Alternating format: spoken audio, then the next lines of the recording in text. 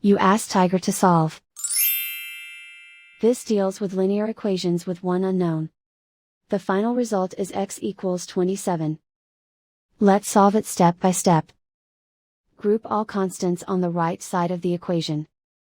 Add 1 to both sides. Simplify the arithmetic.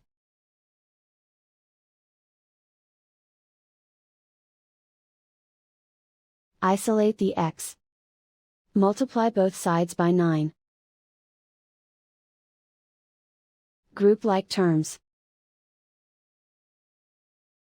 Multiply the coefficients.